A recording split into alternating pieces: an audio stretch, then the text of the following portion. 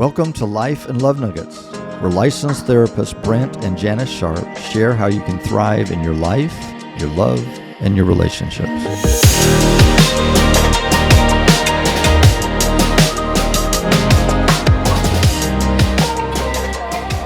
Hi, welcome to Life and Love Nuggets, normally with Brent and Janis Sharp, but today you just get me.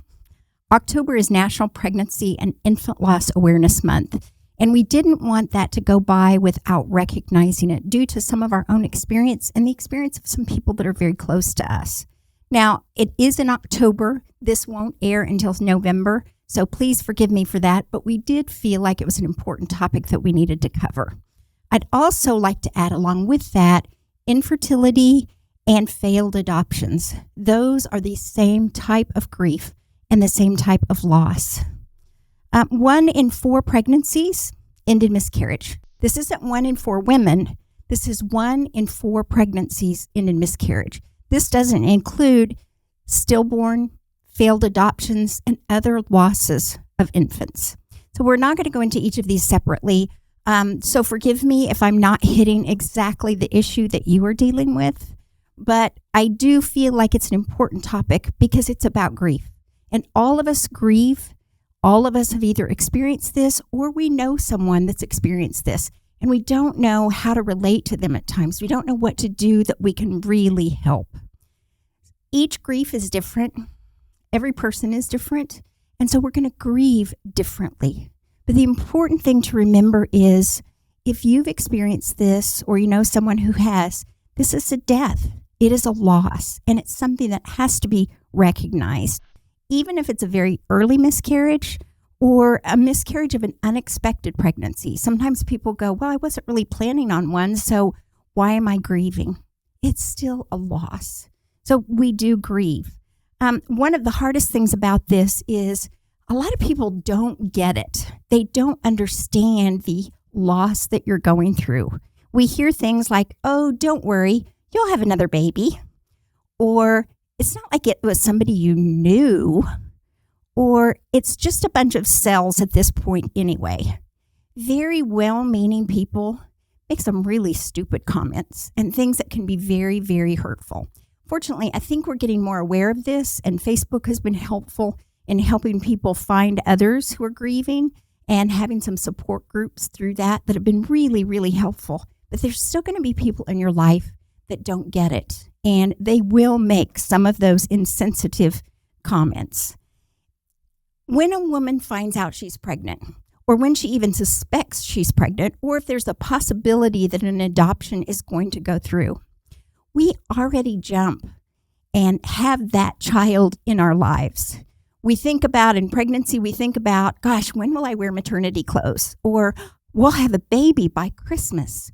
We think about they'll be 2 years younger than this child, or they'll be in kindergarten at this time. They'll graduate from high school at this time.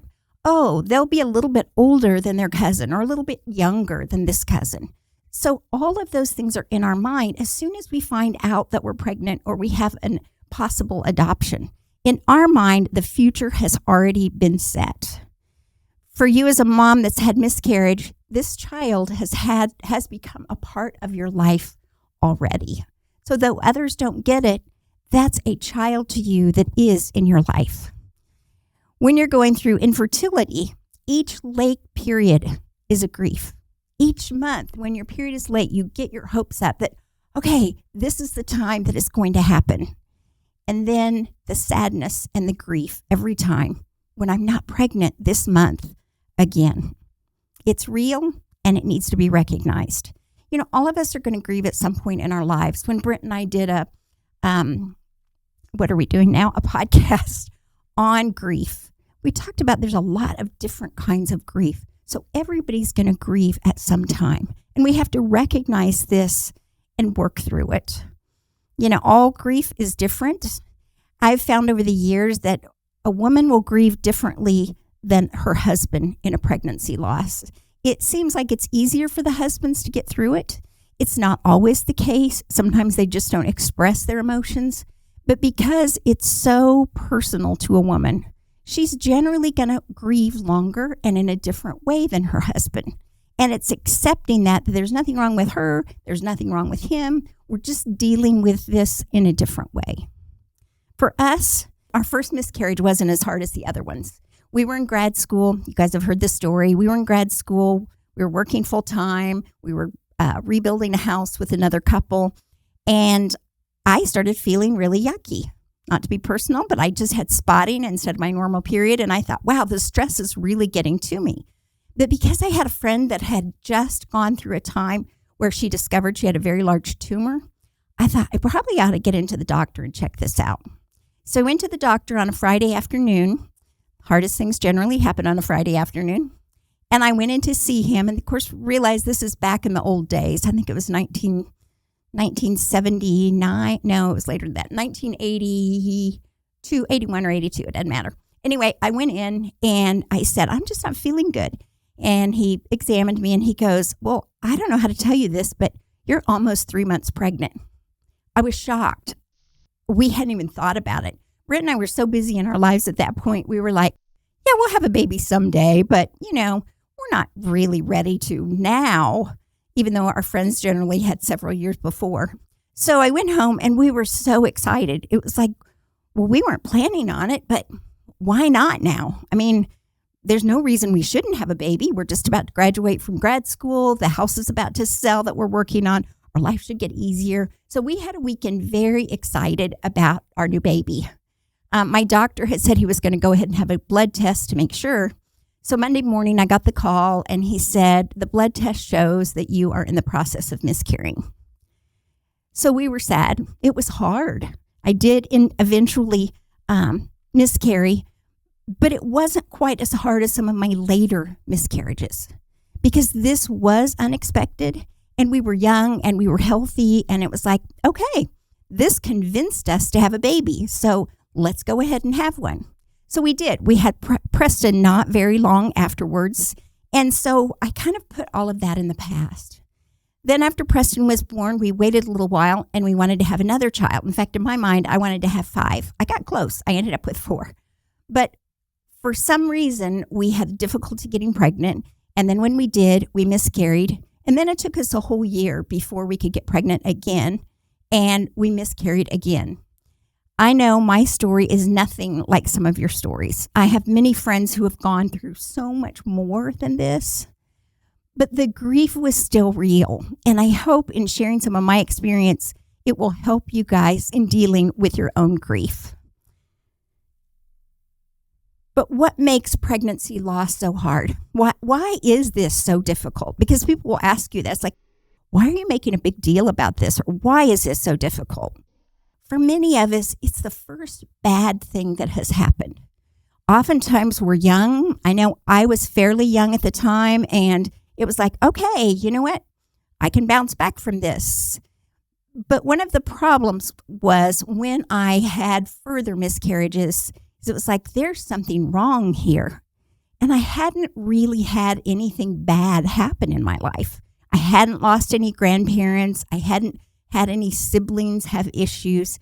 So there's kind of this feeling of, gosh, that fence around my life, that idealism that I had that everything's going to be okay is gone. And we can often feel like if that can happen, who knows what else could happen? And so we begin to be a little more fearful, or we just view the world and God in a different way. Now, not everyone, but I often find when it's your first loss, it does change your perspective on life and God and what could possibly happen. For other people, they've just had a lot of bad things in their life. It's been like one thing after another, and they get pregnant and it's like, yes, this went right. And then they miscarry. It's a deep, deep loss because this was the thing that was supposed to be better. This was supposed to work okay, and it didn't. And it's painful. Or maybe you're older and it feels like, oh my gosh, each time I miscarry or I don't get pregnant, that's one more month that I'm getting older. And it lessens my chance more and more and more. And so there's a sense of loss that's there. Oftentimes when we have miscarriage, it's unexplained. There aren't any answers for it. We don't know what what's happened or why it's happened. I know for me, I was told many times that I had bad luck. There's no reason why you shouldn't have another baby. You're healthy. You've had one baby already. You're fine. But it still happened. So not having that answer and not having things in my control was very, very difficult. Sometimes the answers that we get, they're not enough. We want to hear something different than that. You know, why can't I have a baby when it seems like 13-year-olds can, 15-year-olds can, but I can't have a baby? In our last miscarriage, I was really angry at the doctors. That's part of grief. But it was like, don't tell me it's bad luck.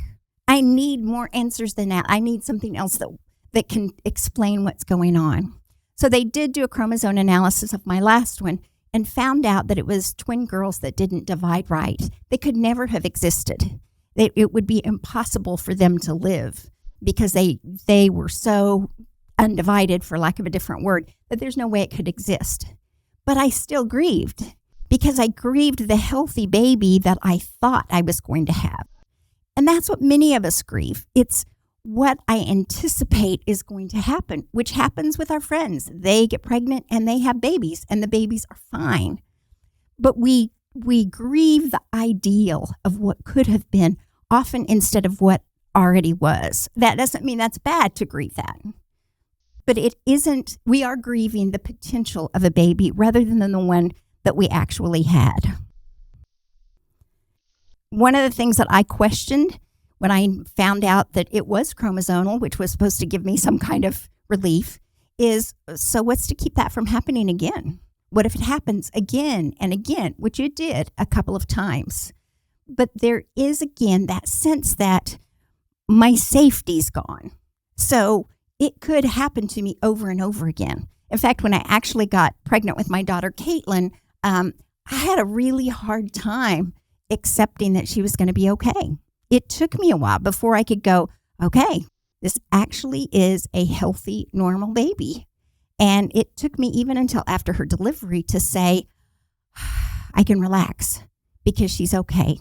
And I remember getting her in the night after she was born, they brought her to me. And I remember looking at her and realizing for the first time, I'm going to cry a lot in this, that I got to keep her.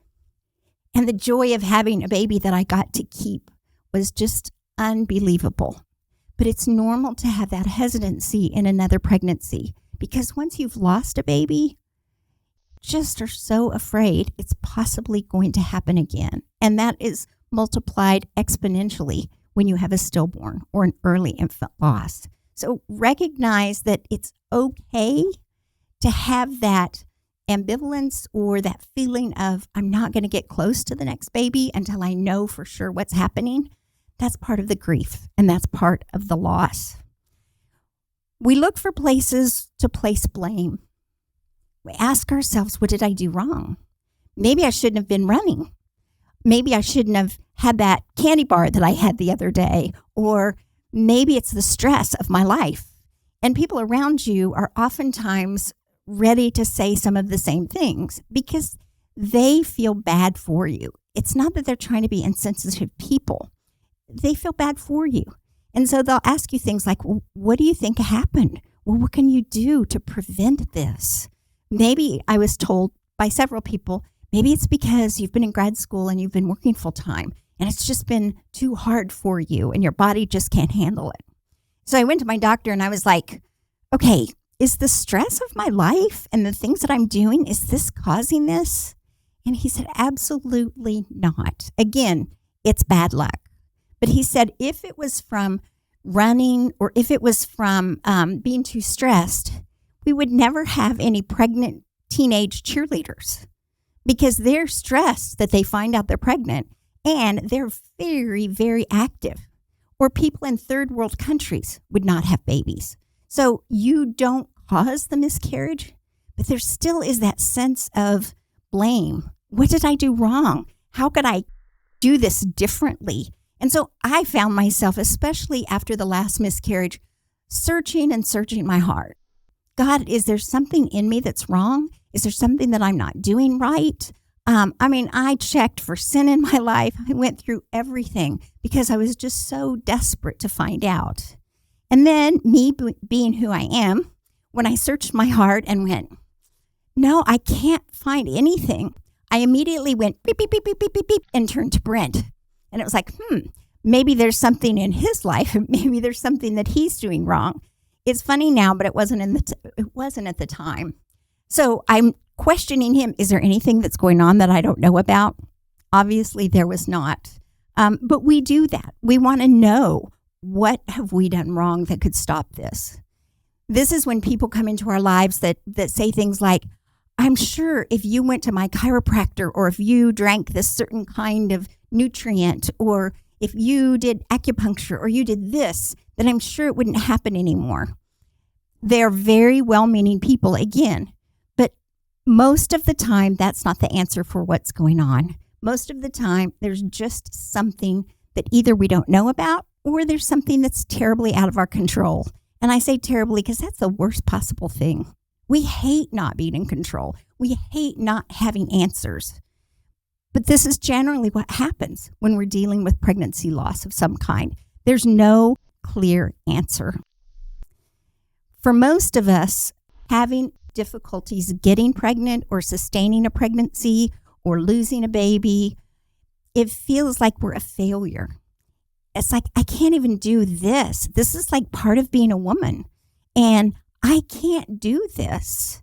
It makes us feel like there's something fundamentally wrong with us, something intrinsically wrong with us. When again, there's not. This is part of life, and 1 in 4 pregnancies do end in miscarriage. But we still carry that sense of, I'm flawed or I'm broken. We had this especially because we had a crisis pregnancy center at the time at our church that we were involved with. And so we were seeing girls that were 13 and 14 and 15 that were pregnant and carrying babies to full term. And it was like, oh gosh, if these girls can do it and they don't even want one and it's causing crisis in their lives, what's wrong with me that I can't just have a baby? My friends are having babies, and some of them were having babies on their perfect timing. It's like, we're going to have 2 kids in March, and they're going to be exactly 2 years apart, and it would work for them. It didn't work for us, and it doesn't work for most of us. But it's hard because it's out of our control, and other people, it seems like that it's in their control. That makes it difficult. You know, the grieving is also hard because we have some unfamiliar emotions and reactions that come up. We act in ways, we think things. Sometimes it can bring up some of the deepest things in us that were maybe wounds from earlier in our life.